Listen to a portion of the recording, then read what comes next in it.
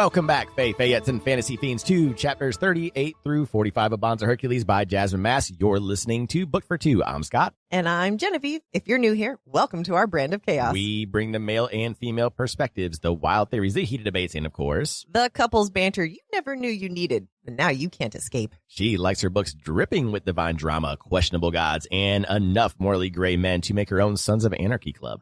And he prefers his stories with arena-level carnage, gods abusing their power, and reveals so unhinged they make the entire stadium forget how to breathe.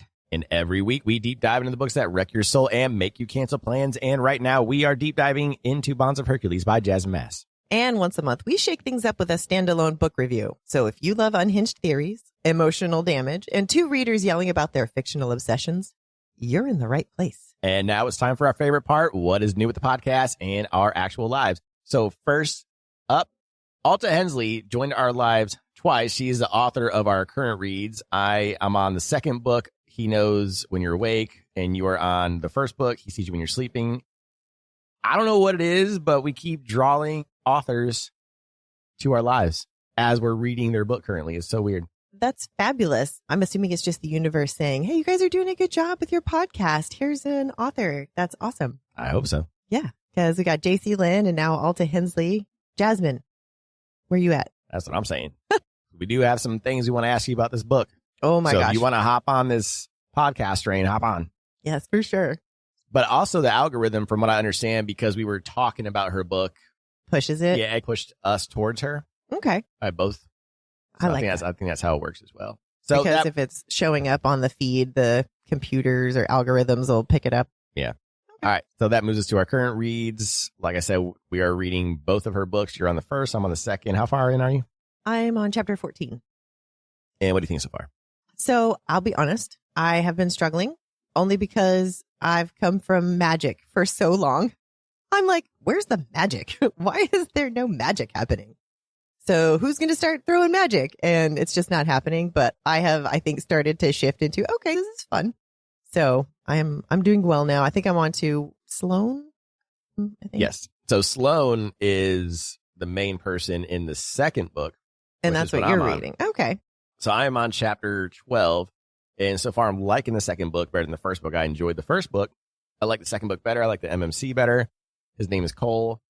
But I get what you're saying when it comes to the whole mindset shift, because when you're reading nothing but fantasy or romantasy, that's where your mind's at. So when you come back into the real world where there's absolutely none of that, because it's different if you read like Legendborn, where which is an urban fantasy. Exactly. There's still magic, right? Yeah, that's kind of what I was this like. Is just regular ass people.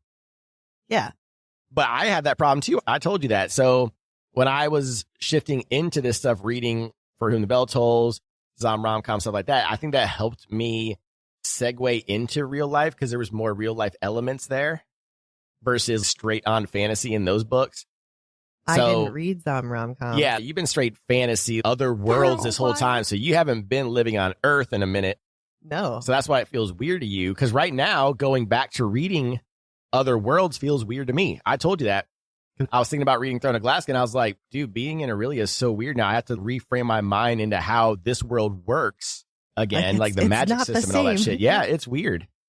I love it. So you're also reading another book, right? It's one of our crazy Rex. Yes, I am. It's called The Final Dip by Kay Bello. It's about a lady who loves chicken nuggets so much that she turns into a chicken nugget so she can try all the sauces. Nice. Sentient chicken nugget with sentient sauces. All right. So you found that crazy rec on TikTok. So some of our other crazy recs have come from friends, starting with stuff by Were Turkey. And then we decided on our Discord to create a channel just for weird book recs. And it has gone off the rails. It has gone off the rails. I believe Ravaged by the Gingerbread Man is on my list for Christmas. Yep, I gotta that is a good one. Get that one in there. I'm enjoying the one that was just added called Chill Pimples. It is a spoof of Goosebumps called Chill Pimples. And there it's about, I'm guessing, a sentient eggplant. It sounds like a lot of vegetables might be involved. And then I don't know what this one is. He is a giant, has snake legs. What are those? Titan Boa is his name. What? Wait. Yeah, Titan Boa. It's a naga. A Naga dude. So my What? question is, how's that work? like, Now I have to read it do out. his scales part or something? Well, how does it work for mermaids? Because you keep hearing the stories about regular ass dudes banging mermaids. Where do they do it, or is it just oral? So is this guy just oral? No. Is he just like the best at giving oral? Maybe. I feel. Oh my God! Did you see that was book 7? Yeah, I saw that. Just Naga Brides, book 7. All right, there's a polar bear one. Oh.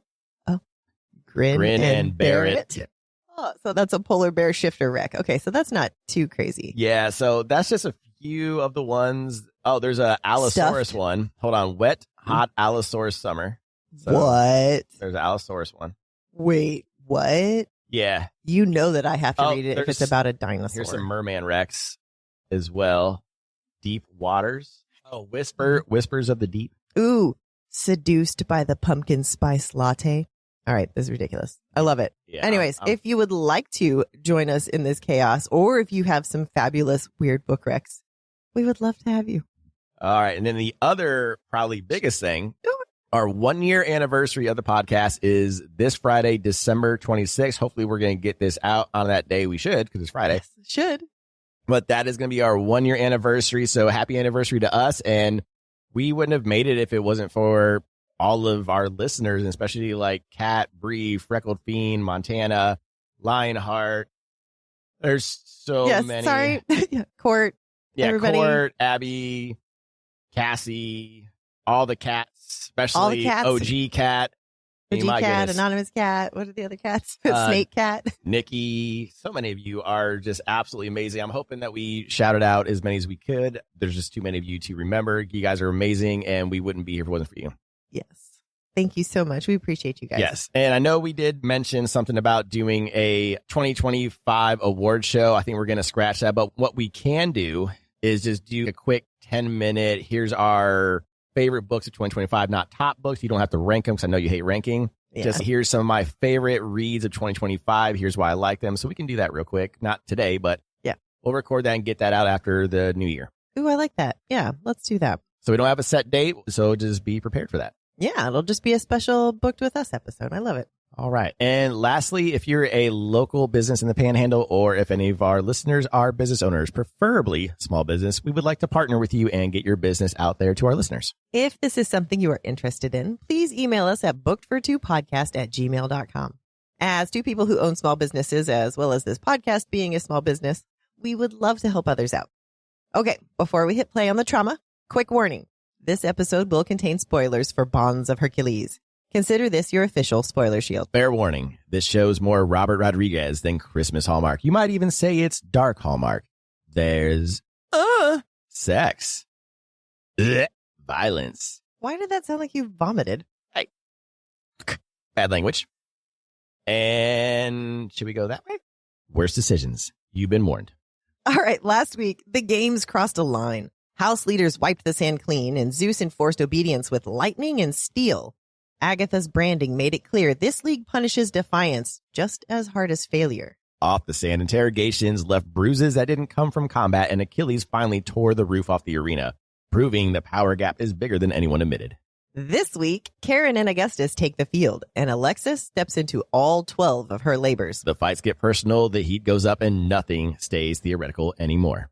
All right, before we get into it, if you're still listening, hit follow and leave a quick review. It's free, takes almost no time, and it helps more people like you find the show. We put a lot into this every week, so that small thing goes a very long way. And if you're not already part of our little Chaos Corner online, why not? Come hang out. We post sneak peeks, unfiltered nonsense, and go live every Friday at 7:30 p.m. Central on TikTok. Sometimes it's deep theories. Sometimes it's Scott purposefully reading smut to the internet. You really never know what you're going to get. Get your ass in our Discord. It's people losing their minds over plot twists, dropping unfiltered takes, and somehow bonding over it. If that sounds like your kind of therapy, get your butt in there. And for my visual learners and facial expression enthusiasts, YouTube is officially live. Full episodes, full spirals, and every single side eye I throw at Scott. All preserved in HD glory. Speaking of YouTube, we drop our YouTube videos and podcast episodes every Friday morning at 5 a.m. Central Time. Now you can listen to our crazy asses to get your mindset ready for the weekend. Hey, we got merch. Grab something if you want to support the show. We're talking hoodies for the holidays, mugs for your emotional support caffeine, notebooks for your unhinged theories. It's on brand chaos. Visit us at www.bookfor2.com. Okay, spoiler shield is up. This episode covers Bonds of Hercules, and Jasmine Mass gave us a full content warning, which we are passing on. Quote, This book contains excessive violence, language, and a brief allusion to sexual violence. Please take care of yourself while reading. if any of these aren't your jam, now's your chance to tap out. All right, warnings dropped, tea's hot, chaos is unlocked. Let's dive into episode 45, chapters 38 through 45 of Bonds of Hercules by Jasmine Mass. Let's turn the page. Seductive Propositions, Chapter 38, Alexis, SGC, Day 9. Welcome to the part where things get weird, dangerous, and way more intimate than anyone was prepared for. Emotionally, physically, and snake-related. The symposium kicks off immediately, and Agatha pulls Drex aside to give him last-minute arena pep talk, since tomorrow is his big, possibly deadly debut. As Alexis tries to drag Drex back into the room, her lungs remind her you were recently torched by Achilles' Greek fire, and she has a full coughing fit mid-stride. It's not ideal, but even less ideal is her palms start tingling, and as she wipes them on her toga, she's suddenly hit with a vision. The dance floor is engulfed in flames, and there's water dripping from the ceiling, and the droplets are on fire. The heat is scorching her face, and when she blinks, the room snaps back to normal like nothing happened. Trying to ground herself, she clocks Patro standing nearby, bleeding from his ankle while listening to Drex and Agatha. He's given her puppy dog eyes again, and why isn't his ankle healing? But before she can spiral, the tingling comes back. And yes, I did say tingling. This time in her fingers, not vagina. There's a glow, warmth radiating off her hands according to Nyx, and for a split second, it feels like something real is happening. Then she blinks again and it's gone. Nick pushes her to try again, but no amount of focus brings it back.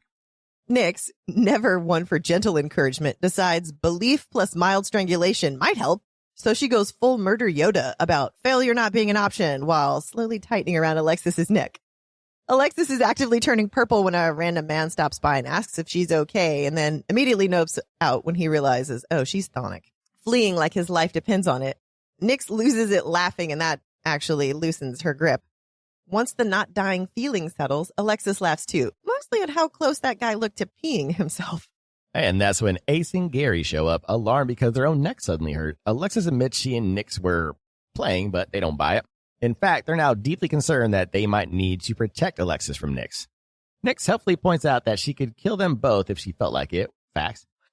Augustus cuts her a break and agrees to trust her, and her heart does that annoying little skippy thing. Then Kharon asks her to dance. Augustus offers his hand, and they are about to have a menage a twirl. The dancing is loaded. There's touches lingering. Tension is thickening. Both men are offering her an out. No arena, no fighting. She could stay safe, do math at the villa, let them tear themselves apart to protect her. And for a moment, it's tempting. But fear doesn't get to make her decisions. She tells them she won't let them destroy themselves for her. And if she's going to die anyway, she might as well have sex first. Hard stop. Wrong answer. That's not a good enough reason. But she's assuring them she's ready. And Nyx absolutely refuses to be present for this level of secondhand embarrassment, announces her exit, and trips multiple people on the way out and vanishes cackling. When Alexis turns back, Augustus and Kharon are done talking and ready for fucking. One grabs her hand, the other grabs her neck, and they hornily guide her away. They snap at the guards to hurry the fuck up, demanding to be locked in their cells immediately. Lord help this woman. They do remember it's her first time, right? Back in their room, the door slams shut behind them. All the animal protectors are sprawled out in the bed, the tiny bed. Alexis asks what happens next. Kharon tells her to pick a number, 1 or 2. She chooses 2, and that gets her escorted toward the shower. And I usually ask you that question when it comes to fingers. But it's usually 3 or 4. Kharon holding the door open with a smile that promises absolutely nothing wholesome. Let's talk some shit. Let's do it. Okay, what the fuck was up with this vision? So she rubbed her tingling palms and had a vision. So I'm wondering, do you think she's part fate? I think so. And with her seeing that image on the paper. Yeah. And then this. So the vision, the fire is going to be caused by Achilles, right? Because she's talking about rain falling and catching on fire. So there's only one fanger person that can do that. Yeah, the droplets mixed with flames. And it's this symposium, right? That's on fire? Yep. So she's probably seeing the future of probably the Chthonics just burning everything down. I imagine so, which means it's got to be at the next couple of Chthonic symposiums. Yeah. Oh, snap. And it won't happen soon because we only have a few more people. We have Drex, Kharon, Augustus, and Alexis. So 4 more. Oh, shit. Right? That's it? 4 more days? That's it. Oh, my God. Wow. Oh, we're getting so close to the end of this. All right. Big thing. Alexis is ready to fuck, finally. It's about to go down. They're all gummed up. This might fucking calm everybody down, especially since they're all about to fight. This is smart. This is very smart. Yes. It's strategy right here. Sex is a strategy. Is a good thing. Don't be gummed up. I do feel bad. It's her first time trying to take on 2 wieners at once. That, and they're not nice men or whatever. Okay, let's be honest here. Yeah. When you were a virgin, do you think you could have handled 2 dicks at once? No. Okay. No. Especially these type of guys. No. These guys are like full on know what they're doing. But then again, because here was my thought when I lost my virginity. I lost my virginity to someone I didn't care about, but someone who I knew had sex. That way I didn't have to feel embarrassed because I didn't care about the person. So I was like, oh, if I suck, who gives a shit? Yeah. And then the other one was like, she's had sex before, so she can teach me some things then. And then I won't feel embarrassed about that. And then when I'm ready for I didn't do any of that. Mine was not planned at all. Oh my God, is that autism? The fact that I planned out losing my virginity like that? Like, all right, I'm going to find a woman that I don't give a shit about, who I'm attracted to, who's had sex before. Like, that's so funny. I think that's a fear of being made fun of too. Because if you did it with somebody in your own peer group and it was bad and somebody heard about it, then it would spread like wildfire through your peer group, that kind of thing. That wasn't me. For me, it wasn't that. Okay. I think it was more not being able to please the person I'm with. I didn't want them to step out on me because I couldn't please them. So I wanted to make sure I knew what I was doing for the person I care about. You do know what you're doing. Thank you. So do you. Speaking of someone who doesn't know what they're doing, poor Alexis. Yeah. All right. It's okay, sweetie. Tinfoil hat time. Let's do it. Yes. All right. So quick tinfoil hat. She clocked this stack of speakers in the corner. So she'll probably use that for her speaker thing. Yeah. And you think that she's going to hook up the calculator to it? Okay. I think she's going to have to use that for something. Yeah. She's going to record Zeus saying some shit sometime. Yeah. And then play it for everybody, I'm hoping. Yeah. And then Patro. So he's still giving puppy dog eyes and looking sad, and he's not healing. Yeah. Why is he not healing? That's weird because they have advanced healing, right? So did they cut his heel with the thing? Yeah, because they automatically heal pretty quickly, right? Yeah. But wait, are tendons a thing that don't heal? Because Achilles is a tendon. But I would imagine being Spartans that it would heal. Yeah, from the lore, the Achilles tendon is what does Achilles in. Because he gets the arrow shot through it. But it's not because it doesn't heal. It just stops Achilles from doing what he was doing in battle in order for him to get killed. Like someone just shoots him through the heel and then he's dead. Yeah. So we don't really know. But it is a pain in the ass to heal from. So when a football player, because it's a big NFL injury, tearing your Achilles heel, happened to Aaron Rodgers, who you love. But it's a tough injury to recover from. So for a human, for these guys who are like have the best medical care in the world, 1.5 years sometimes for an Achilles tendon for them to come back. And that's just for a tear, not some players don't even come back. Oh shit. It's a bitch. I mean, you have to use it every time you put your foot down. Yeah, you can't walk. You can't walk with it. That's why, like when you watch, I don't know if you've seen Hostel. It is a fucked up part. We can talk about that because I left immediately after that. Oh, that part? I have not seen the rest of that movie. That was so fucked up. No. And now my entire bathroom regimen has changed in all restrooms. I am very wary of any spaces. Yeah, it fucked me up. Oh, yeah. For life. Oh, yeah. Like, I will never be the same. I will not. Ever. Yeah, I will not trust strangers in Europe. Nope. I won't trust anyone. I won't trust strangers here, I don't trust that shit a happens public here, restroom. too. I don't trust a public restroom that the things don't go all the way down to the floor. Yeah. I'm like, what are you doing under there? And I'm like looking for shadows and yeah, it's really fucked me up. Thanks, Hostel. What's fucked up is, remember in the news just a few weeks ago, we found out that this shit was really happening. That people were in Bosnia, these motherfuckers were paying to snipe. Yep. So I'm wondering if Eli Roth or this shit, they knew about it back then because it came out in the early 2000s, I think. We know that rich people are doing Well, I this know, shit. but the fact that it took place in Bosnia during the Bosnian when all that shit was happening. So wondering if they knew about it and it was like, hey, this is fucking happening, guys. This isn't just a scary movie. Oh, I see. These billionaires are actually paying to off people. Oh, shit. But anyway, going back to that part, it's a pretty fucked up part. So the guy cuts his Achilles tendon. And he's like, if you can walk, then you're free. And then the dude steps up and just tumbles. And you like watch his Achilles go. Stop. Oh, ugh. That is the only movie I have left the movie theater. No, the worst Ever. part, because you didn't see the worst part. No. The worst part. Okay, so the main dude escapes. And I don't know if you remember the Asian girls that were there in the hostel with him. Oh, no. I immediately tried to forget everything about that. Anyway, so one of the Asian girls he sees is being tortured. And the dude is using a blowtorch on her face. Her eyeball is hanging from her. Yeah, so that part got me. And I was like, yeah, that's a messed up movie. Loved it, though. I'll watch it again. I am never watching it. All right. That was a squirrel. Hang on, real quick. I'm going to squirrel backwards for a second.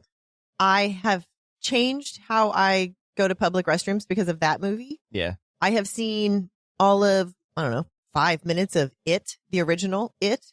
I don't walk over storm drains because of that movie for fucking decades. So no, I'm not watching any scary movies like that. And that's the reason I don't watch horror movies. I don't need to be scared of everything. Oh, they traumatized the fuck out of us. No, thank you. Yeah. Because now the scary movies are just like The Conjuring. We're like, oh, there's a haunted house. Oh, whoop-de-doo. We're fucking terrified to go to Europe. Try doing that. We're terrified to drive behind goddamn log trucks. Thanks. Final Destination fucked us up worse than anything. God, airplanes, log trucks. Fuck Final Destination. Yes. The garbage disposal. Every time I'm like, oh man, I've seen this. The creators have seen this. The creators of the Final Destination movies were like, how can we fuck up an entire generation to be scared of everything in life? And millennials. Well done. Yeah. Every single millennial knows when you see a log truck, other lane, or you're at least like 30 feet back. And you're probably still just going, oh man, this is not far enough back. Or how are those logs going to come off? And how are they going to bounce? You're going, oh shit, am I going to be able to dodge this? I'm not going to lie. If I was a log truck driver, I'd fuck with people. I'd be like slowing down every time to get them closer. What is wrong with you? That's funny. So messed up. Because it'd be hilarious. Because like when people are like way back there, you're like, they saw Final Destination 2. I would have something on the back of my truck that says something from Final Destination just to really fuck with people. All right. I think we squirreled quite a bit. We're going to get back into Sinful Hat. So did you really type this in there? What is with the heart badumps? Yeah. What's up badump? Badump badump. Literally, that's what it says. A badump. Yeah. It says. Oh, it actually says that. Yeah. Not badunk. No, it says badump badump badump badump badump. Badum, badum, badum, badum. Badum, badum, badum. So that. Badum, badum, badum. Oh my God. Badum, badum, badum. Is it just Mario? Is that all this was? Is that what her heart's doing? Is it just Mario? Is it the Mario? What? Mario's been in charge of this the whole time. I didn't even know. Son of a bitch. All right. Tinfoil hat.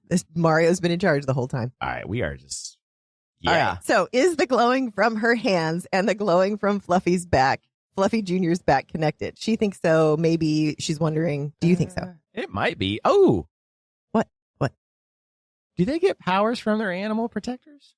They get powers when they're bonded with their husbands and wives. Do they get powers from the animal protectors? Is that where she might be getting the healing powers from? Is from Fluffy? Oh. I don't know. That's way out there. Yeah, I don't know. Maybe. That's interesting. That would be why they might both be glowing. Okay. Because she still feels things that Fluffy feels. I don't know. And Kharon can see through Hell and Hound's eyes, so he gets that power through them. Yeah. But I guess this doesn't get anything for Poco, as far as we know. Yeah, but Poco's just there to look cute, though. Yeah, that's true. He's just cutie patootie. That's all he is. Okay. Yeah. All right, the quote. I'm motivating you. That's a good one. She was just strangling her, trying to get her to glow again. Sometimes a little motivation. Yeah. That's classic Nyx, for sure. All right, what's your pick for this chapter? All right, so my pick is Augustus and Kharon doing what every guy does as soon as you guys say, I'm ready to fuck.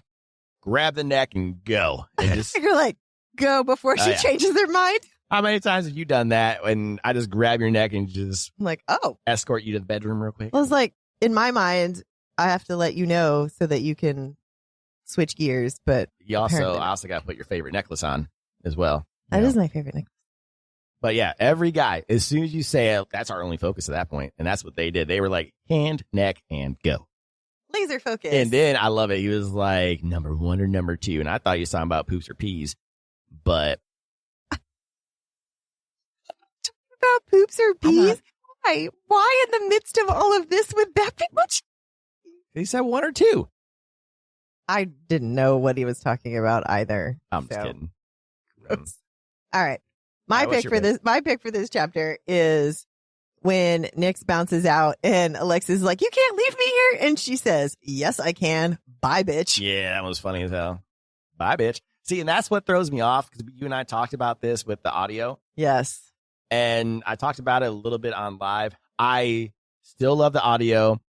I like Nyx. I just don't think drawing out the syllables and stuff was meant for the way this character talks. I think this character is supposed to be quick-witted.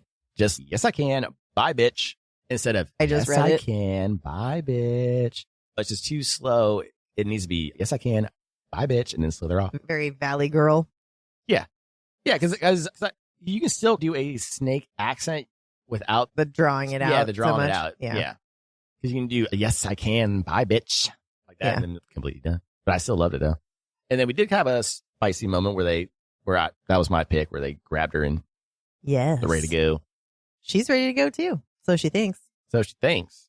Are you ready to turn the page? The question is, are you ready for chapter 39? Good luck, everybody. I wrote that one. I am scared. Yeah. Everybody should be scared. Yeah. Make sure you turn up the volume. Oh. Let's turn the page. Let's. The Patron Saints of Sin, chapter 39. Alexis. This is the chapter where fear finally gets named, tension finally snaps, and the phrase, "we probably should have done this sooner," becomes aggressively accurate. I got this scene. I got the sex scene again. Fair warning. Do not listen to this chapter with kids around or anyone you do not want hearing our smut talk. Last chance. And here we go. Now, before things get crazy, Alexis does have something she needs to get off her chest. I'm sure Kharon is thinking toga. Alexis was not feeling very confident. I would almost wonder if she were having second thoughts. What she wanted to say couldn't come out, though. Augustus pleaded with her to tell them, and the steam and shadows mixed in the shower, and she tells them she's afraid of them because they are not good men. But Kharon reminds her, duh, girl, you knew that. They weren't offering promises to be gentle, thank God, nor normal. That's what I'm talking about. Mm-hmm. But when Kharon tilts his head to the side and she sees the scar where his ear used to be, the terror recedes. Yeah, those dudes have it hard for her. And I totally meant to say have it bad for her. Anyways, then Lightning Daddy Augustus hits her with a very sexy yet important line.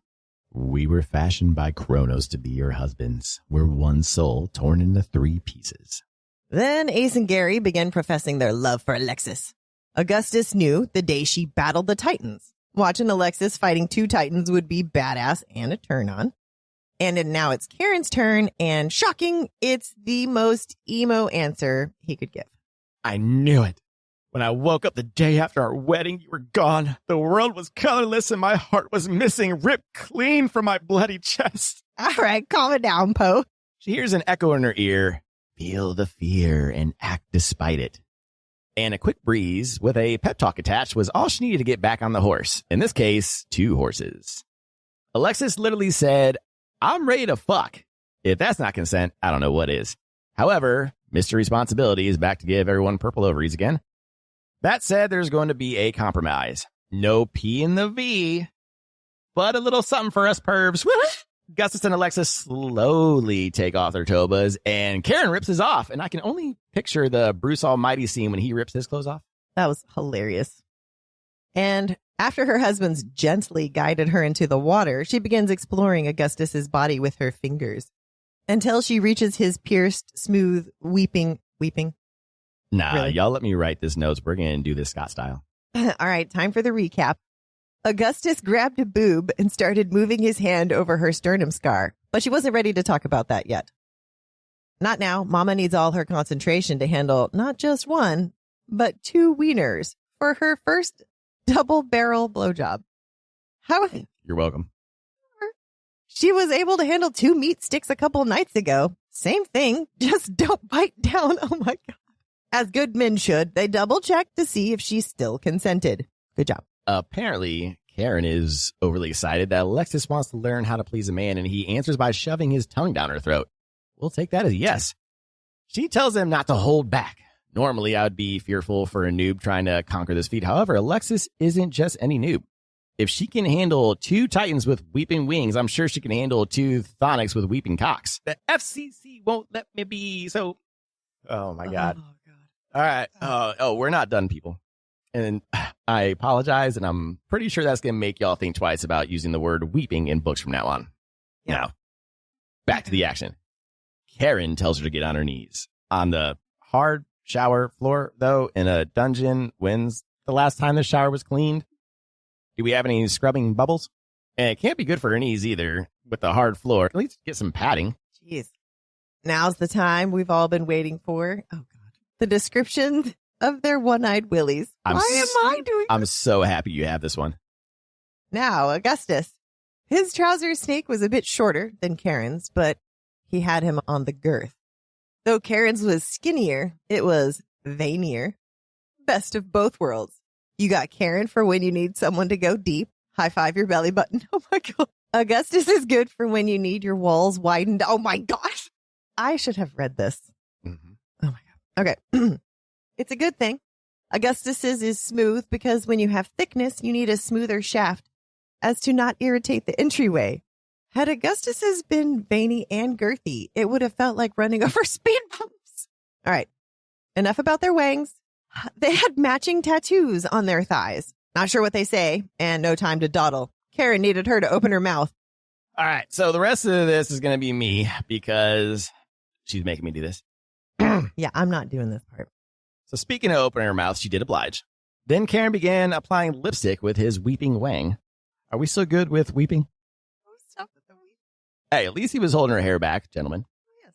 And keeping with his gentlemanly duties, since this was her first time giving one guy a BJ, let alone 2, Kharon coached her, and this is very important. Open communication during sex. Agreed. See, Kharon likes hollow cheeks, lots of tongue, and no teeth. Everyone has preference. What Jen does... Hey. All right, back to the story. And we have insertion. Alexis wanted to see how far down she could take it, and with Kharon being the longest, that's probably the right one to test. Alexis passes the gag test. Congrats. Lots of praise from Augustus, too. He likes what he's seeing. I warned y'all about letting me have this chapter. The FCC is going to come for us. Yeah. Then Kharon stepped his shit up by letting her feel his pleasure. I could not imagine what that would do, feeling yours and mine at the same time. That'd be absolutely insane. I guess I understand why everyone was clamoring to get a hold of him. Yeah? That'd just be a lot, though. I'm just saying. Like, mine alone is overwhelming. All right. Now it's Augustus' turn. Ooh. And it's smart to start with the skinnier one first. Not that I've sucked cock, but I figure you don't want to give her lockjaw right away. And there was another mention of pre-cum. So does the author like weeping pre-cum? Do our dicks always have pre-cum? And I just never noticed. I'm sorry, everybody. Yes. Okay. They do. All right. As far as I know. I'm going to start looking. What? What? Do you want me to point it out? No, we're good. Oh, man, this chapter's rough. I've always wondered about that. And I've always wondered about the piercing thing, too. Oh. I would imagine that you would do everything in your power not to accidentally use teeth. I can only imagine biting down on a fork and it scraping.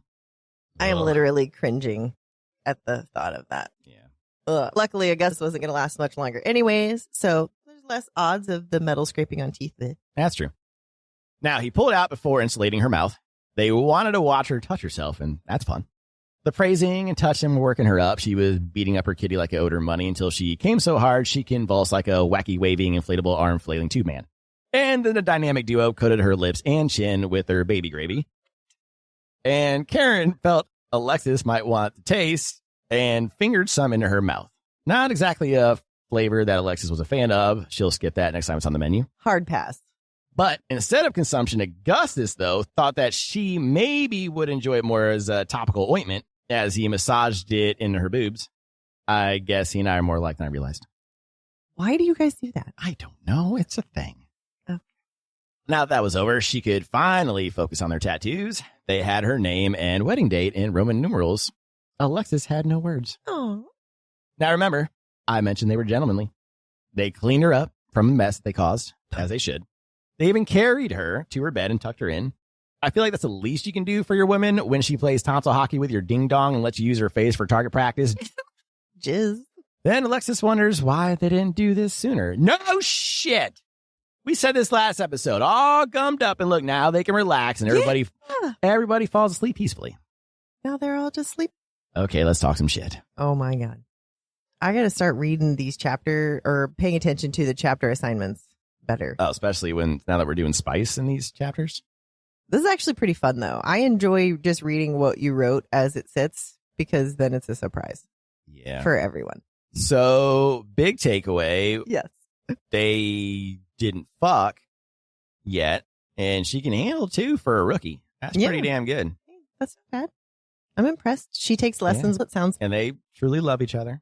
I think so. Yes. They reveal that they love her. Yeah. She seemed surprised by that. But when they tell her like when it happened, it seemed to click for her. Oh, wow. They really do actually love her. Yes. And then they have matching tattoos with her name and the date on it that they were married. Very nice. Very nice. Not too many tinfoil hats in this one, as you can see why. The other tinfoil hat is eventually they're going to fuck. Yes. Clearly they're going to. And I can't wait for that chapter. Good luck, everybody.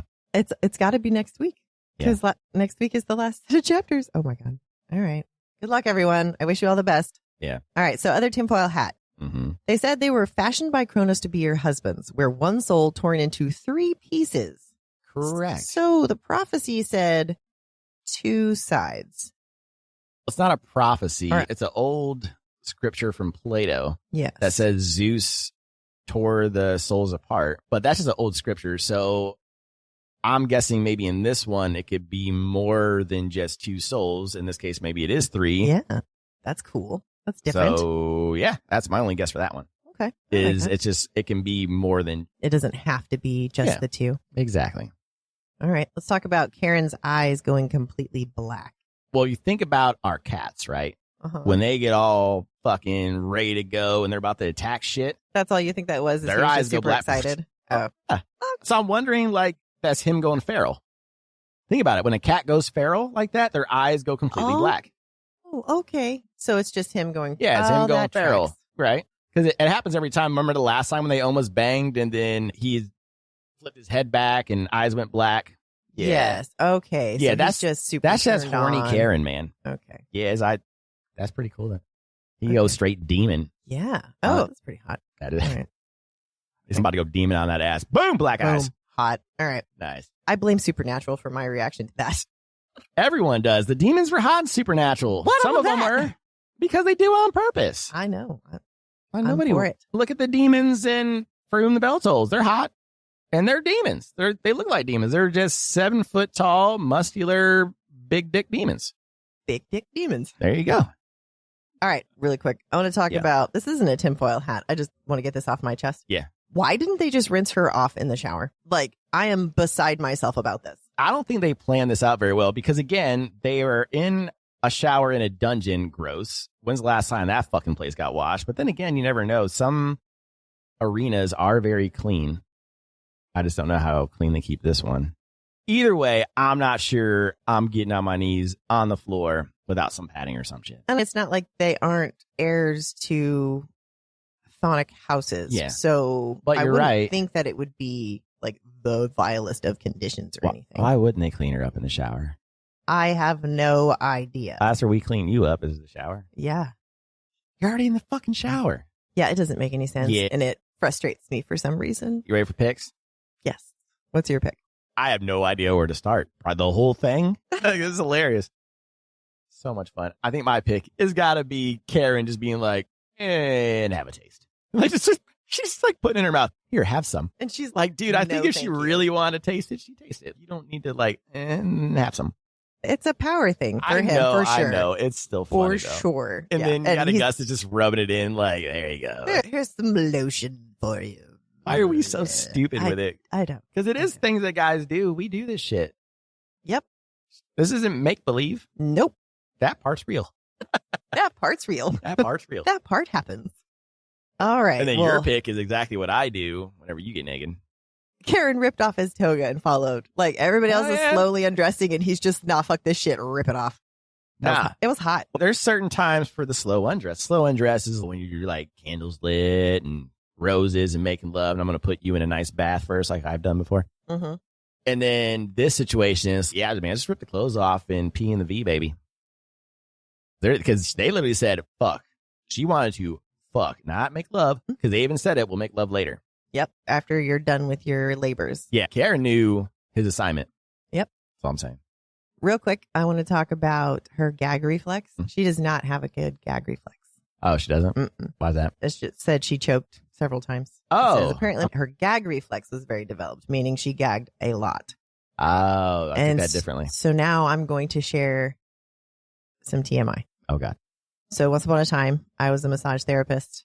And as part of what I learned in the Eastern modalities as meridians and energy points, there is a combination of points that you can press on your face to essentially get rid of your gag reflex.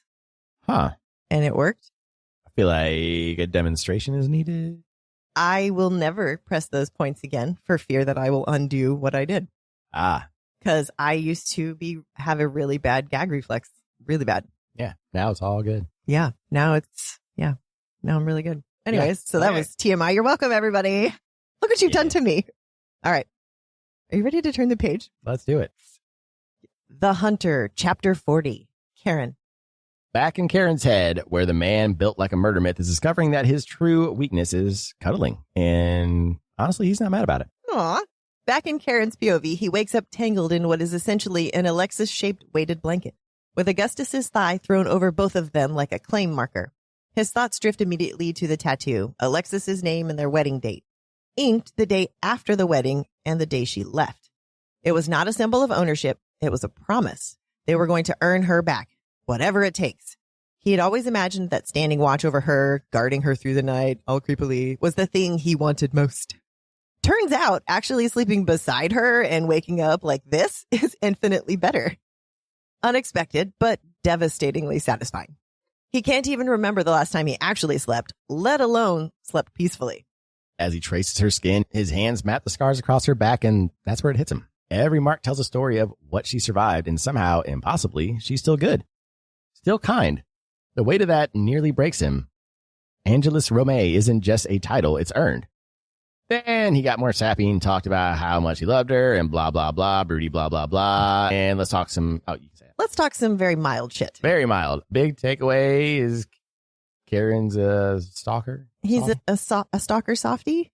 Like he's finding out like, oh, I'm a softie and I can sleep. And it's like Jack in the other book that we're reading. He sees you when you're sleeping. Yeah. He's a stalker softie. A stalker softie, yeah. Clearing off the sidewalk. Kharon's still a lot more murdery than Jack. Yes. But yeah. All right. So our tinfoil hat for this one, I am wondering if she is his other half from the epigraph. So you think it's just 2 and not 3 like Augustus said? I don't know. I'm curious because he actually says, she was my other soul. I've found you again. That was the last line of this chapter. I don't know. I don't know either. And it could be the 3 of them. I want it to be the 3 of them, clearly. Yeah. All right. Are you ready to turn the page? Yeah. Sorry, buddy. That's just a very short chapter. And the only really info was Kharon's in love with her and enjoys cuddling with her. So, and they're going to win her back no matter what. No matter what. There you have it, ladies and gentlemen. No matter what. Kharon the Stalker Softie. There you go. We're drawing this out as much as we can. Chapter 40. Chapter 40. Here we come. Kharon. Chapter 41's next. Yep. All right. And pushing forward. And almost 3 minutes. Almost there we there. go. 3 minutes. 3 minutes. Okay. Are you ready to turn the page? I am. Let's go. The Eldest Heir. Chapter 41. Augustus. SGC Day 10. So today we learned that not all labors are created equal. And apparently some people get cardio while others get absolutely wrecked.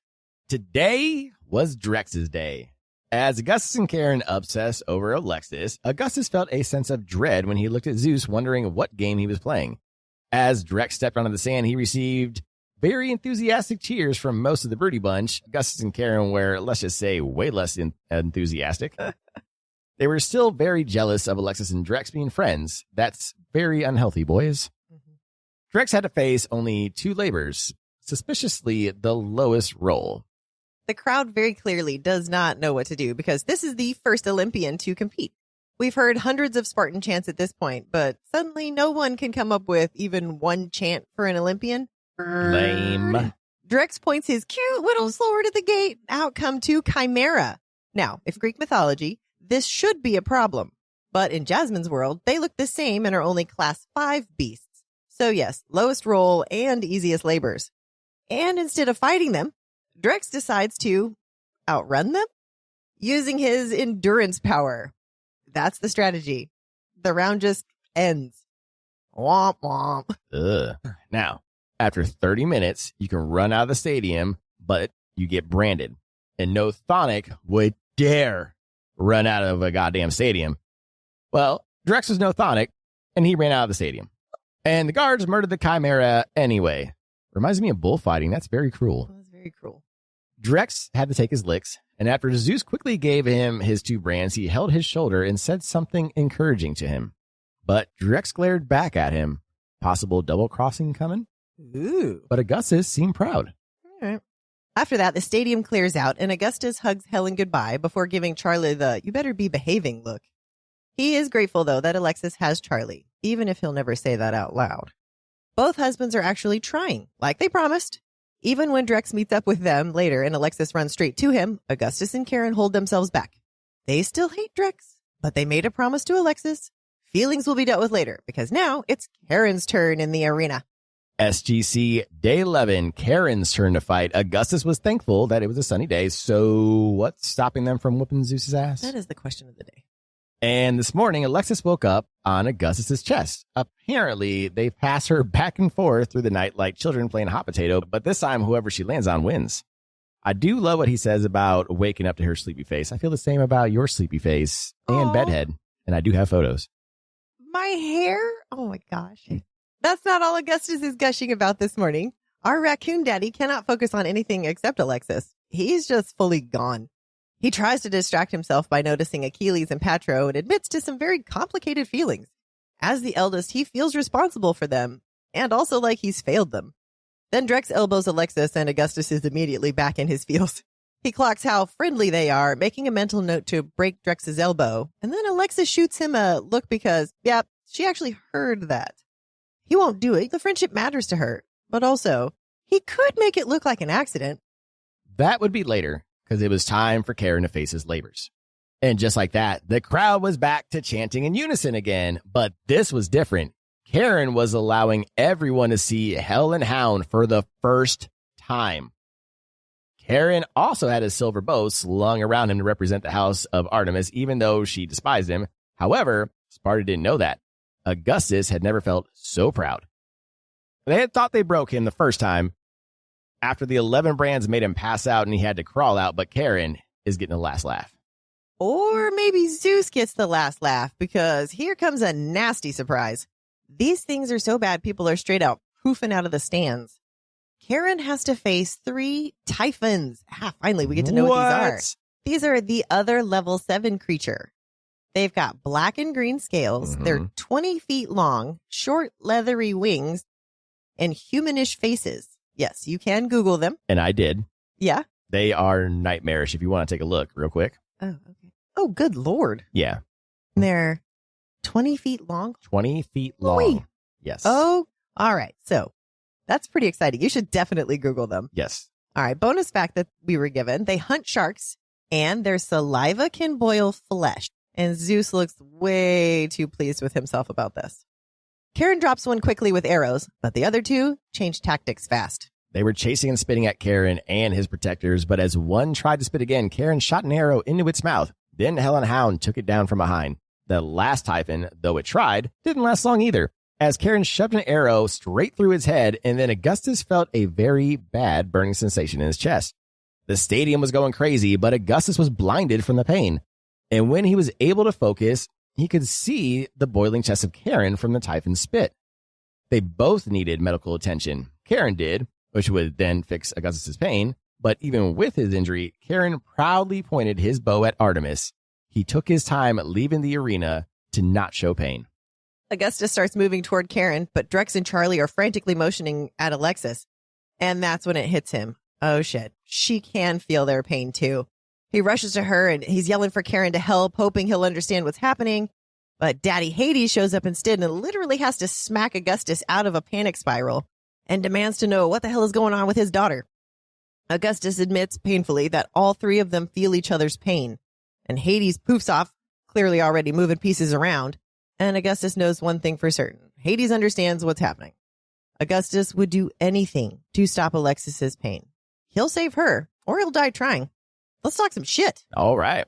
Zeus is upping all of the creatures that these people are fighting. And obviously Hades and the rest of the Chthonics are noticing. They're pissed off because now he's fighting 3 Typhons. After his other 11 brands, he faced 11 Minotaurs. This is ridiculous. Yeah, but luckily Kharon made short work. So it's funny because the Chthonics are actually making very short work of their creature. And I think it's to show off, to be like, okay, you're going to up the game. We're just going to do it quickly then.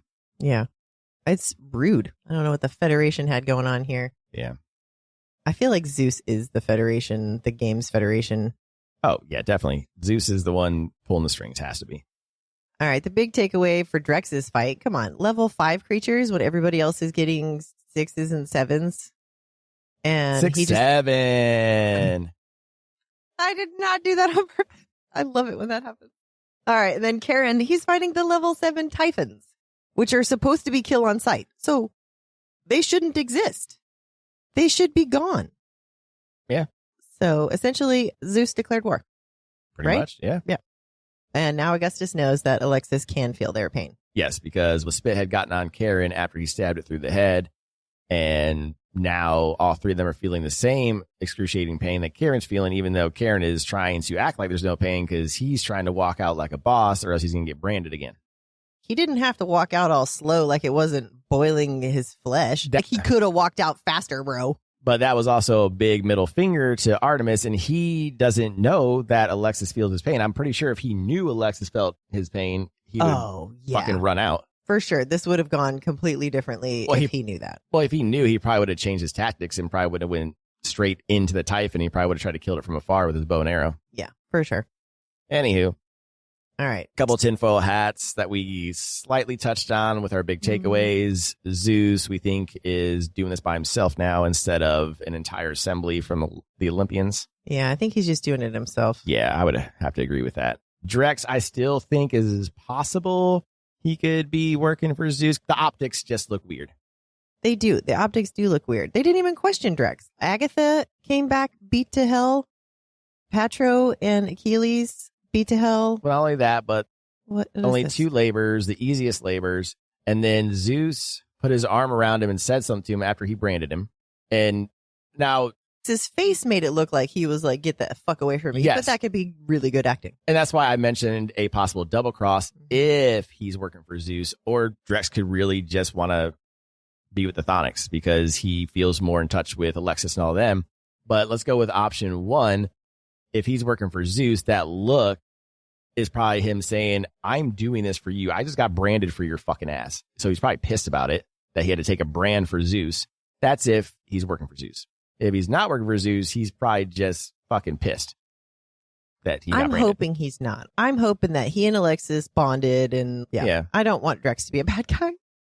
I do and I don't because like it would be cool. Yeah, it would make more intrigue. Again, it's that any of the paths would still be fun. Exactly.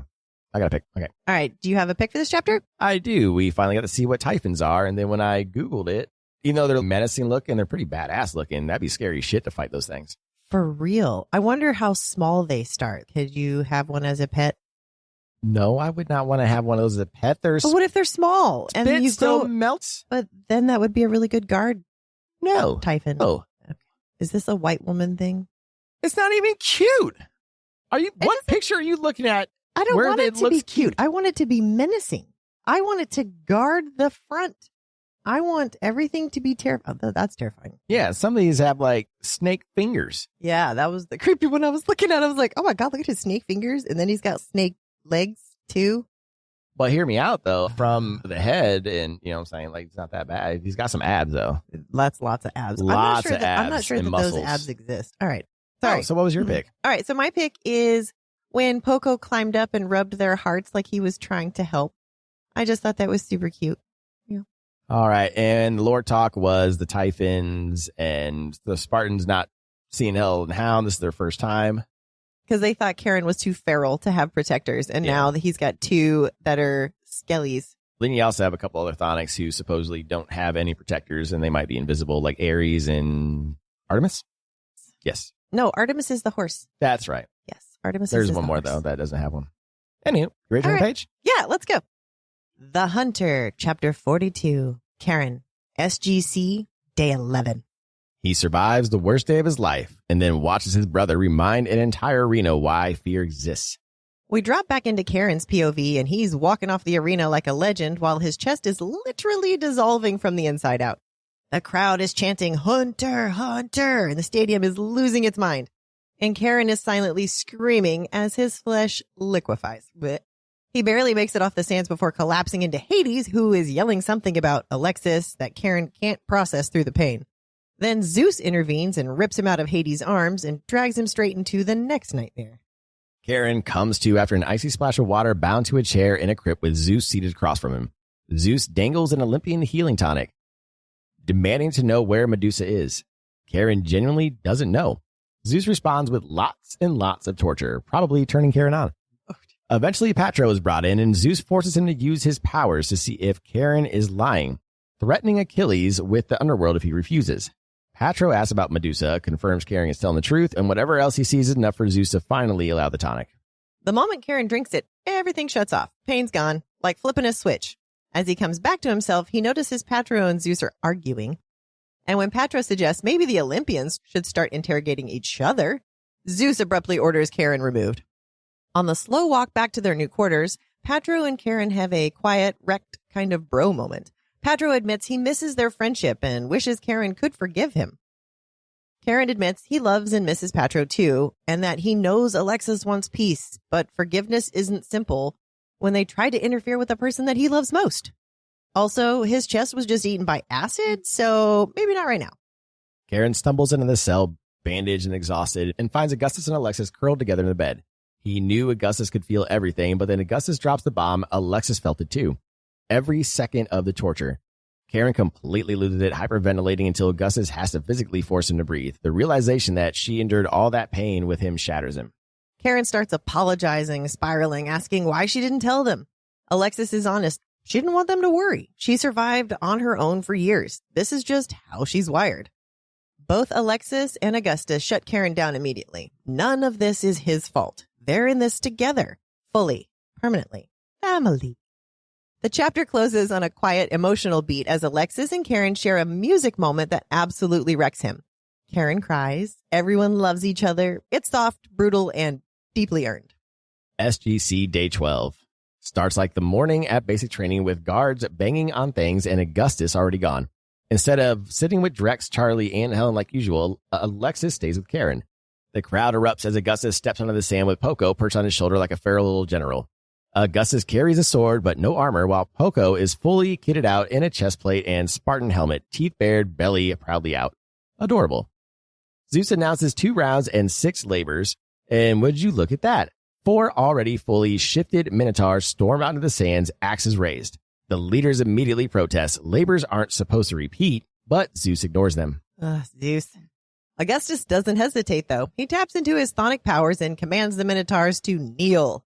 The crowd surges to its feet. And then he tells them to die. And it is horrifyingly literal.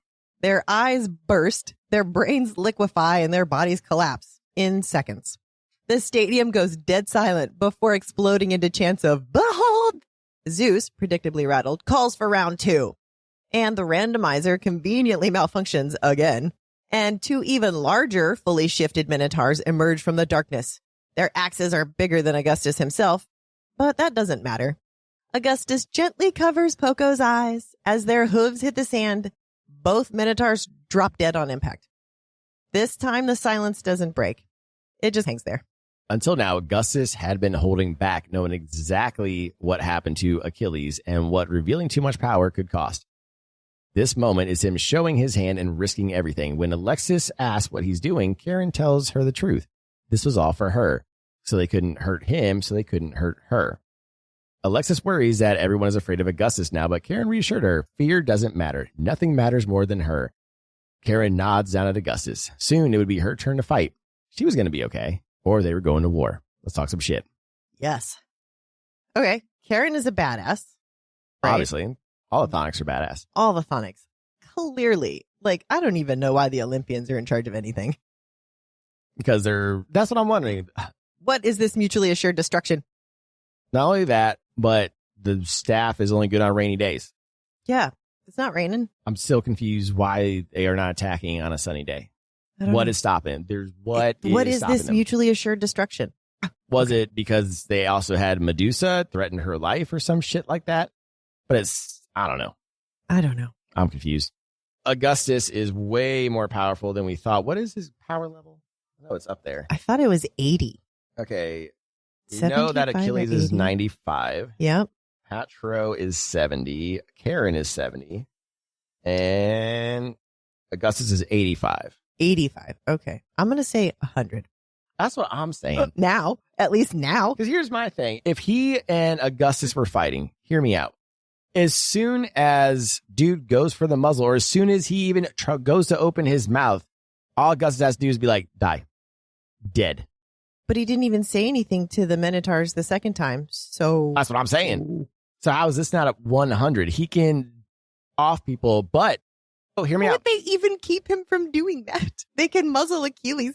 How do you keep someone from using their mind? No, it makes sense now. It makes sense why he was only 85. Remember, this is based off before marriage. Yeah. He's a lot more powerful now, and this is the first time he's shown anyone the power. So according to everyone, he is only 85, so he probably is at 100. Yeah. Okay. That tracks. So when we saw that, it was 85. So in the next book, if there's a next book, it'll probably be 100. There's going to be a next book. There has to be. I have so many questions. We read ahead. There's going to be a next book. Yes. I'm not going to lie. We read ahead a little bit. It's going to be a next book. We'll be at the finish next week's. Yes. All right. Oh, man. Tinfoil hats, because there are still some. Yes. Why would Zeus threaten Patro with sending Achilles to the underworld? I thought Hades was in charge of the underworld. Is that not the case? I'm so confused. I thought so too. Maybe we'll get answers later. If he was in charge of the underworld, how was Medusa held there? I'm so confused. Well, all right. I'm sure, hopefully, that it'll be answered, but we'll see. All right. So hear me out. A switch flipped and the pain turned off for Kharon after he took the Olympian healing tonic. Okay. Mm-hmm. Several times, Alexis has talked about a switch flipping and her pain turning off. Is this something to do with her power? The Olympian healing power, switch flipping, maybe. So it's just a tinfoil hat. This is a big tinfoil hat. Again, this is why I think there's definitely going to be a book 3, because we're only a few chapters away once we finish this episode, and too many big questions that need answered. Yeah. We're getting some of the small stuff answered right now, coming up, but there's going to be a lot of big stuff that still need to be answered. So I guarantee at minimum, there's going to be one more book. Like just these quick questions. Is Patro working with Zeus, or does he not have a choice because he's being threatened? He's being threatened. Okay. So then how is the safety of Sparta at stake if Medusa isn't found? What does that even mean? Why is the safety of Sparta at stake? Well, remember, they said the power level of Gorgons, the more dicks you have on your head, the more powerful you are. So I'm guessing Medusa has the most penises. And then she's just super powerful, so they have to find her? Or is this just based on she's the one who caused the Titan thing? She's the one that caused the Titan thing that caused the uproar to begin with, so they think she's dangerous. And she'll do it again. Number 1. Okay. It's Zeus. It's propaganda. It's Zeus propaganding. Okay. That's all it is. Okay, that makes sense. All right, real quick. This one, Augustus's voice, not his own? Whose voice is it then? What does that mean? I have no idea. Is that idea. Kronos? Is that like Kronos coming through him? That's interesting. And then Hades bellowed something at Zeus, and I'm not sure if Kharon couldn't hear what it was or he was just distracted. I don't know if that was anything or if it was me just reading into it. I have no idea. My quote for the chapter is, "You're my piano concerto number 20 in D minor. That's some nerdy flirting right there. That really is very nerd flirting. I love it so much. Is that Thor's hammer? That is Thor's hammer. Nerd flirting. All right. Do you have a pick for this chapter? Yeah, it's just Augustus offing everybody with his mind. That is Charles Xavier, Dark Phoenix level shit. Oh, yes. Dark Phoenix is my favorite. All right. My pick for this chapter is Poco letting out a mighty screech and banging his hands against his chest plate. Oh, my God. I love it so much. All right. You ready to turn the page? Let's do it. Dies Wolfarbeiten des Hercules Kapitel 43 Alexis. SGC. Translated, The 12 Labors of Hercules, Chapter 43, Alexis, SGC, Day 13. Everything about today feels rushed, wrong, and stacked, and that's before the gates even open. Alexis was awoken by the guards, but her husbands were nowhere to be found. Something didn't feel right to her. The guards were rushing her as she got ready. She grabbed her calculator and tried to grab Nyx, but it was too early for her. So Alexis scooped her up anyway. 12 guards rushed in the cell, including Alexander and Titus, and it looked like they wanted to tell her something again. As they escorted her out of her cell, Fluffy Jr. didn't want to be left behind this time. Alexis tried to protest, but the newly larger Fluffy Jr. was tagging along anyways. The guards take her to the weapons room and command her to choose. Naturally, she has no idea what she's doing, so she asks Nyx which option would suck the least and ends up grabbing a spear. The second her hand closes around it, they hustle her straight toward the arena. Titus again tries to apologize on the way out, and she tells him to shut up. Then to really top the cake, the sky is overcast and threatening rain. Of course. Love that for her. Alexis steps out onto the sands, and Zeus announces her 12 labors. The crowd even has a chant ready for the new girl. Okay, this is feeling a little rude, considering Drex couldn't even get a single one. The gates open, and round one immediately goes sideways. Instead of the expected 3 rounds of 4, Zeus doubles it right out of the gate. 8 Nemean lions pour into the arena, all modeled after Zeus's own protector. Cool. Real dick. But I loved Nyx's strategy, and it worked in the massacre. Alexis stabs, and she bites.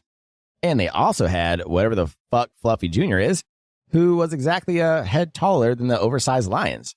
Nice. And as you can expect, in a 3v8 fight, all hell broke loose. Poor Alexis apologizing as she stabs them. Fluffy Jr. was ripping out throats. Nyx was biting them and making the crowd question their sanity. At one point, Alexis was cornered by 4 of them when Daddy Dearest reminded her that she has powers, very powerful ones. Oh, yeah. But she had no way of getting close to them to get blood on them. That got answered because one of the lions attacked and ran into her. And as she was fighting it off, it suddenly squish-squashed her. Bluey reference for those without kids and those with older kids. Nyx had taken it out. Alexis is pinned under one of the lions and can't move the dead weight on her own, but Fluffy Jr. manages to rip it off of her. Quick status check. 1 lion down, 3 still active. Nyx is injured. Fluffy Jr. is doing whatever Fluffy Jr. does best, and Alexis is flat on the ground, spread eagle, fingers tingling. This is her default state at this point. She can barely see, but she finds a spear lying in what looks like her own blood and drags herself up, ready to keep fighting. Fluffy Jr. takes out one of the remaining lions, and Alexis braces herself for the other 2 as the burning in her fingers ramps up. She manages to kill one with the spear and then goes hand to hand with the last one. When she finally comes back to herself, the lion is dead, and she has no idea who helped her. Her hands begin to tingle even more and glow as she searched for her calculator, and it was safe.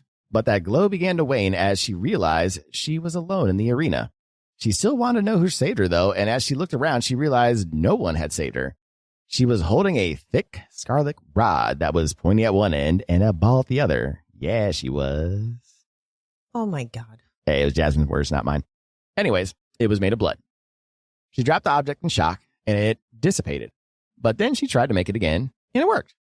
All right, the crowd is losing their minds, chanting her birth name, but it feels hollow because Nyx and Fluffy Jr. are both badly injured, and Alexis knows exactly whose fault that is. And she turns on Zeus, raising the blood rod, and openly baits him, yelling that she knows what he did. It's mutually assured destruction, and everyone in the arena can feel how close things are to detonating. Zeus raises his own weapon in response, but Hades isn't having that shit and floods the arena with fog.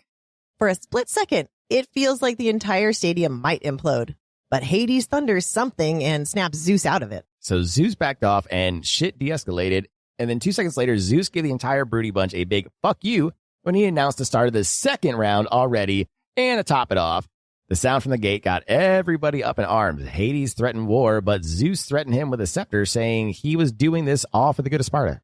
And as the gate opened, with Alexis and her protectors all badly injured, she heard a familiar screech and accepted that she may have found her limit.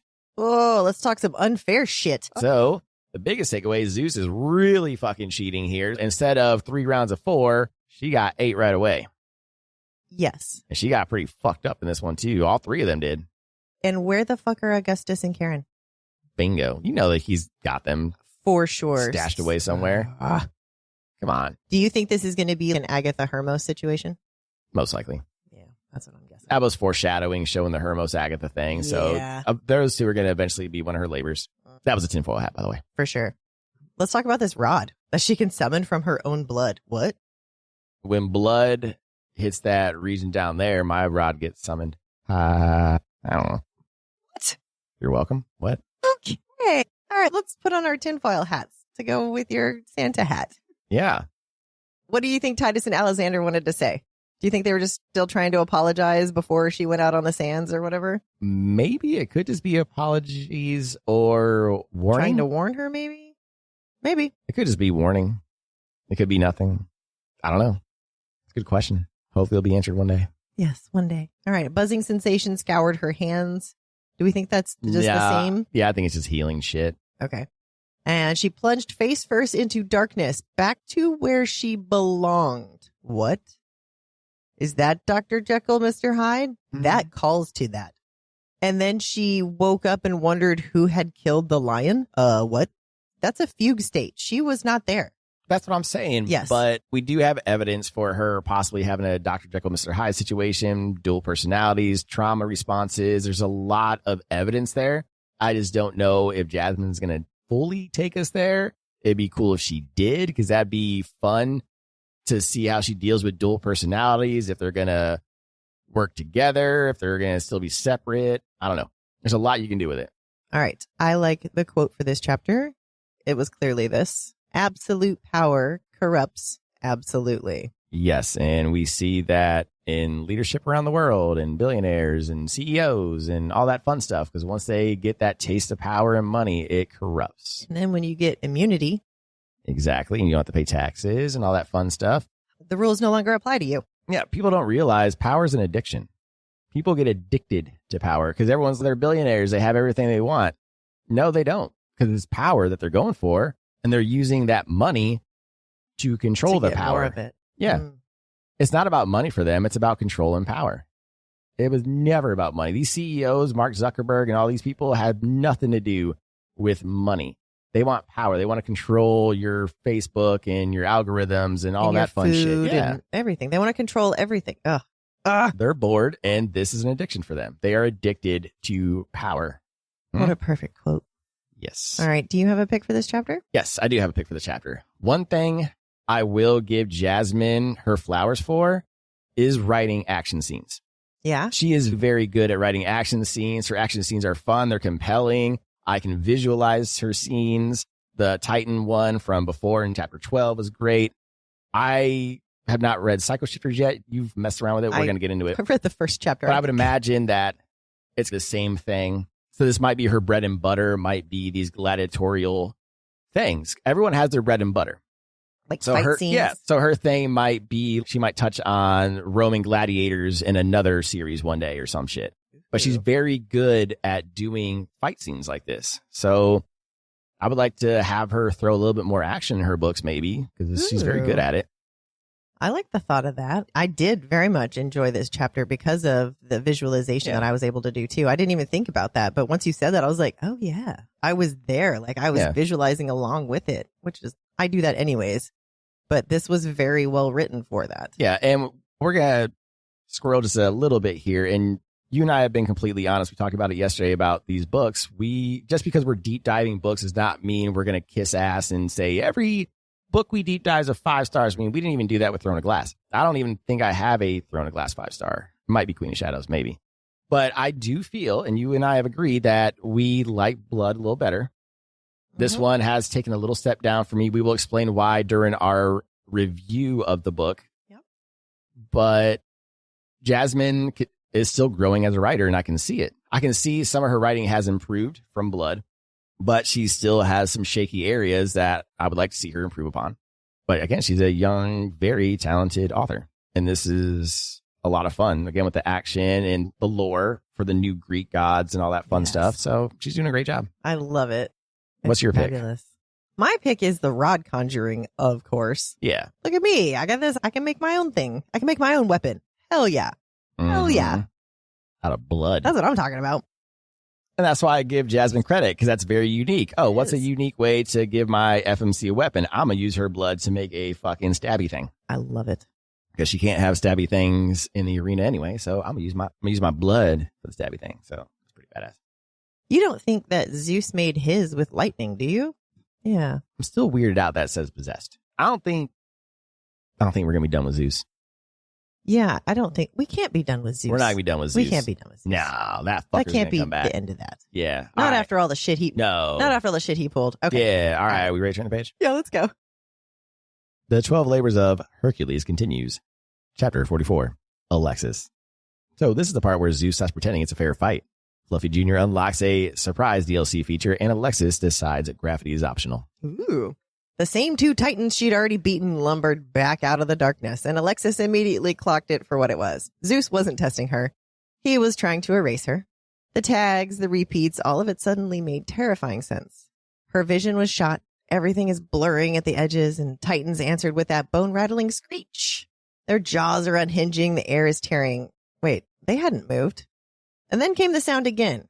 Slow and wrong. And Alexis turned just in time to see something forcing its way out of Fluffy Jr.'s back. What? And the Titans chose that moment to lunge, snapping her focus back to survival. And Fluffy Jr. howling behind her, another wet, tearing sound echoing. Alexis couldn't look now, though. She raised the blood rod and ran straight at the monsters as they took to the air. Claws raked her skin as she dodged and swung, batting the rod like a baseball bat. She clipped them both and dropped them to their knees with her power, and they nearly folded as pain tore through her side. The claw marks had somehow lined up perfectly, deep grooves biting into her flesh. This was bad. This was really bad. Worse, the Titans looked up at her together and started stitching themselves back together with pus weeping everywhere. All the weeping. Oh, come on. Blood poured down her side. There was nowhere to run, nowhere to jump. The stadium went dead quiet as she staggered back to Fluffy Jr., who had something sharp and unfamiliar behind him. Though she couldn't see clearly enough to understand it, instead, she kissed his face, whispered to Nyx's bloody body wrapped around her leg, and let herself acknowledge the shape of the end. She'd always thought she'd die cold and alone in Montana. Turns out she was loved, and her death would kick off an apocalyptic war. Alexis dipped her fingers into blood, grabbed the rod again, and hauled herself upright, and then Fluffy Jr. stood. The sound that followed was a roar, the same nightmare from the back of the menagerie.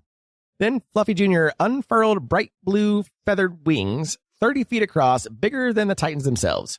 Half dog, half Pegasus, a molting winged menace who tilted his head at her like, "You ready?" She climbed on his back, and they took to the sky. Oh my gosh. So from above, she caught flashes of Hades and Zeus locked in their own standoff, but every eye in the arena snapped back to her. Alexis stood on Fluffy Jr.'s back, raised the rod high for the girl she used to be, and let the bloodlust take over. She swung and clipped one Titan, triggered her power, and watched it drop out of the sky like a stone. The other dodged, so she launched herself at it, and they collided midair. She drove the rod into its body and tore downward as gravity took over. They hit the sand hard. Everything rang and the world blurred. Alexis lay on her side beside the Titan, her blood rod skewering its stomach. Fluffy Jr. landed and tore the Titan's head clean off. And swallowed it whole. No notes. Beautiful. Well done. Alexis yanked the rod free and had just enough time to register that both Titans were dead, fully decapitated, before Nyx moaned. A long, brutal slice had nearly split her body in two. Nyx whispered that she loved her as Alexis prayed someone would save her, even as Nyx's scales grew cold. The pain in Alexis' chest detonated, worse than any Broody Bunt surge she'd ever known. Her fingers tingled. She pulled Nyx and the rod to her heart and begged harder, and something answered. Light bloomed from her hands. The scarlet rod flared gold.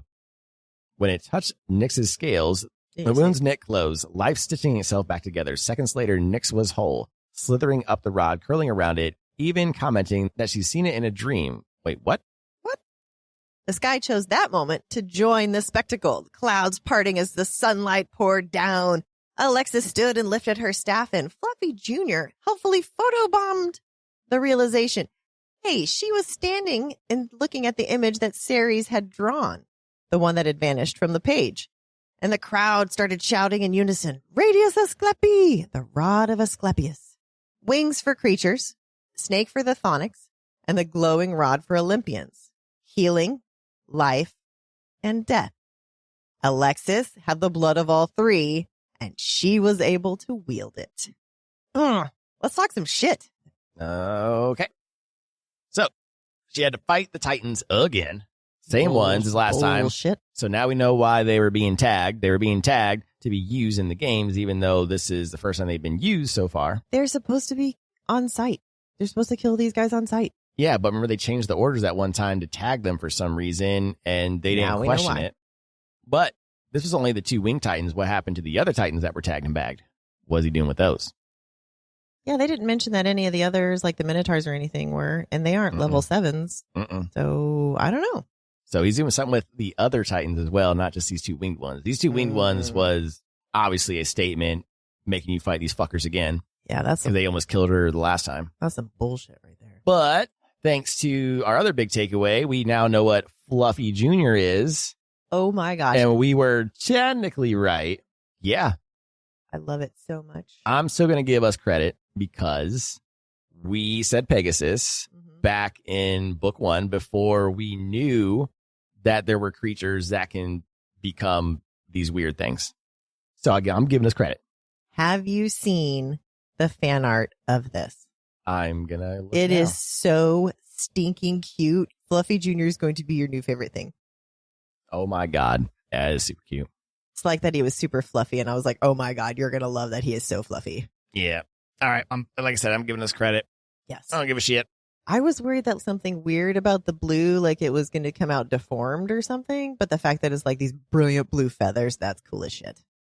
All right. So let's talk about the other really big takeaway is that she has the rod of Asclepius, life and death, and she can wield it. But she can conjure it at will, correct? So it sounds like it is like flipping a switch because the rod turned to gold whenever she healed. So it sounds like she can use her blood for death or for life. Ooh, that's fun. Yeah. So let's talk about the tinfoil hat. Why has Nick seen this before in a dream? Jin push that onto. I have no idea. This is my first time noticing that, to be honest. I thought Alexis said it the first time, and I was just, oh yeah, she saw it on the paper. And then when I was doing notes, I was like, wait, who said they saw it in a dream? And it was Nick's. Yeah. I was like, Nick saw it in a dream? So we'll make note of that for later. Okay. All right. So what's the quote? Quote, power deserves to be seen. That is from Daddy Hades telling her, hey, get it. Do it. All right. What's your pick for this chapter? Again, just the action scene, fight scene. She did a very good job. Fabulous. Very fun. And it was fun finally seeing what Fluffy Jr. is. Oh my gosh. And how he did what he did. All right. My pick was just like, I feel like we called out what the image on the paper was. Yeah. I guess that it was going to be Nyx on a rod and then the wings from a Pegasus, which we thought was fluffy. We just didn't know about the dog part. Yep. That's exciting. All right. Are you ready to turn the page? Yes. Who did this to you? Chapter 45. Alexis. Just when Alexis thinks she's survived the worst of it, Zeus proves he's not done playing dirty. Standing in the sands, holding the glowing rod of, I'm not saying that, made from her own poisonous blood, Alexis could barely see. Her right eye was almost completely swollen shut. From the field of air, she wasn't the only one who recognized the symbol. Then she mused about Nick slithering around the staff and Fluffy Jr.'s wings framing it. She did choose them. Or did they choose her? What was fate's hand in this? No time to think about that, though, because Zeus announced that the third round was starting, and she had 2 more labors to defeat. 2 shadowy figures stuck out of the darkness, but no matter, she was ready to face them. When they finally got close enough for her one good eye to focus, Alexis realized the shadowy figures weren't monsters at all. They were her husbands. They were cuffed, bruised, and swaying like they'd just come out of something chemical and unpleasant. And they clocked the staff in her hands immediately. As she's standing there trying to process the absolute nightmare unfolding in front of her, the stadium loses its collective mind. They start chanting, Angelus Romae, half Olympian, trying to reclaim her like she belongs to them now, screaming for her to finish her husbands. She knows the rules, though. She doesn't have to kill them, just knock them out. But the memories hit all at once, and her body refuses. The voices of the crowds were now begging for violence. Augustus had to use his commanding voice to get her attention, but when he moved toward her slightly and she flinched, Kharon lost it. He slowly asked if she thought they were going to harm her. And when she took that step backward, the men realized that it was exactly what she thought. The tension stretched between them until a smooth, masculine voice started speaking directly into Alexis's brain. You will face us. It came from within. It felt like a possession. Then the three of them started professing their love to each other, saying they didn't want to hurt her, blah, blah, blah, blah, blah, blah, blah. Alexis starts pushing for herself to take the worst of it instead. But Kharon apologizes quietly and explains what happened. They were drugged at the symposium. They woke up mid-fight. They tried to poof in, but they couldn't. Next thing they knew, they were dragged out as her final labors. When Augustus looks at her more closely, he notices that something's wrong. Hey, her left eye is fine, but the right, and he trails off. And the realization hits hard. Wait, that's the same side as her ear. She's partially blind. And suddenly there's a new sharpness between all three of them. Kharon was a bit upset that she never told them, and the crowd was then begging for them to get more violent. They wanted blood. Zeus chimed in and let them know that either they fight or all three were branded. Then the stormy weather broke, and Alexis figured she was Broody Bunch, and Broody Bunch fight. They began arguing again about who would lose. Alexis heard, I tried to warn you, in her head. Then Augustus and Kharon stuck to their plan, and down Kharon went. Augustus assured Alexis that he was fine. It was Augustus in her head this whole time, with his new powers allowing him to push thoughts into others, and he wanted her to now finish him off. He slowly cornered her, and they had another back and forth about stabbing each other until he grabbed her arm and forced her to stab him in the heart. Her fingers began to glow to heal him, but he smacked her blood rot away. He says something dramatic about being an honor to be branded for her, and then that's when it clicks. Hey, wait, her hands are glowing, she can heal, but before she can do anything with that realization, Zeus actually calls the round. A little too fast, a little too eager, and he brands her husbands like super fast. Alexis looks at Zeus again and says, I know what you did. And he warns her right back. She's playing a rigged game. If she doesn't walk out, she still loses. Remember Kharon? As she stumbles from the arena, the chant shifts again. A hero is forged. Behold the 12 labors of Hercules. And she collapses just outside the stadium, checking her calculator. It's warm for some reason. And Zeus is wrong. The odds are absolutely in her favor. And House Hades doesn't lose. Hellhounds over lions, bitch. Until next week. Let's talk some shit. Yes. All right, this is our final chapter of the week. She had to fight her husbands like we called. Of course. And, of course, they argued back and forth. I don't want to hurt you. I don't want to hurt you. I don't want to hurt you. I don't want to hurt you. Jesus fucking Christ. And Augustus and Kharon already had a plan, so yeah, Augustus just took care of that shit. I guess they were probably trying to let her choose for herself, and Augustus was like, all right, fuck it. All right, you chose poorly. Yeah. Fine, we'll do it again. Yeah. Fine, I'll do it myself. Jesus. All right, so Augustus can now push his thoughts into others. Yeah, he is definitely OP'd now. He is OP'd as fuck. So he did not force her to do it. No. With his mind. He was talking to her, so that possession that she felt was actually him. When he said, you will face us, that was him telling her that you will face us. Yes, but he's not forcing. No. But he did with the Minotaurs. He forced them to kneel. Oh, yeah. So he can, but he chose not to. Yes. Noted. All right. Tinfoil hat time. Why was the graphing calculator warm to the touch? What is going on with this goddamn calculator? Something to do with the titanium. Oh, we know what she's going to do with the calculator. She's going to use it to record Zeus. Clearly. Which is probably going to happen while being tortured. Uh-huh. So we know that's going to happen. But yeah, I don't know what the titanium is for. Yeah, it was just weird that it was warm to the touch, and that was a thing that was noted. I was like, all right, interesting. Yeah. Okay. Quote, destiny was a curious thing. Did I choose them or did they choose me? I love that because you know how obsessed I am when it comes to the universe and possibilities, coincidences and all that shit. And we always contradict ourselves as humans because we talk about how we want freedom of choice, but then we talk about how time is linear. So if I were a fifth dimensional being and I step back, then I could literally watch your life play out as a movie to me. Like a sim kind of thing? So that to me would be fate. You don't have a choice because I can literally rewind and fast forward your life. So you would not be able to make choices then. Because if time is a point, you can go from A to B. That means that future is already written because you can walk to it. That means that fifth dimensional being could walk to you, Genevieve's future self, shake its hand, and then walk to your past self, shake her hand. You know what I'm saying? And what would come of that? That just takes away the illusion of free will. If our destiny is already written, there's no free will then. That means whatever we were meant to happen in the future is going to happen. However, there's both. So you can have free will and have fate if you believe in multiple dimensions, string theory, and all that stuff. Then it gets a lot more complicated. I think that's where I am in the multiple dimensions, multiple timelines, because this can't be real. Oh, yeah. This cannot be real life. No, this simulation is fucked. I don't understand what's happening in this simulation. I don't know how to get out of it. I'm sorry, but I'm going to get just a scotch political here. Here's how I know this timeline's fucked. We have a sitting president who has literally committed more crimes than any other president, and we have impeached for less. Nixon was impeached for less. Clinton was impeached for less, and we're not doing a fucking thing with, and we literally have proof that he diddled kids, and he's calling kids on Christmas fucking Eve to talk about the Pennsylvania. This can't be election. Fucking real. Like, it's so absurd.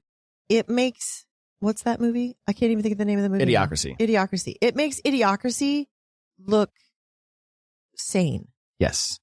Because you are telling me that you are the party of rules and regulations, and your president is breaking every single rule and regulation known to man. And you're like, it's okay because it's Trump. Who cares? Because it's him. What did he do for you? Any other person, they would burn him at the stake. But because it's that one man, they don't care. And that's how you know it's a cult.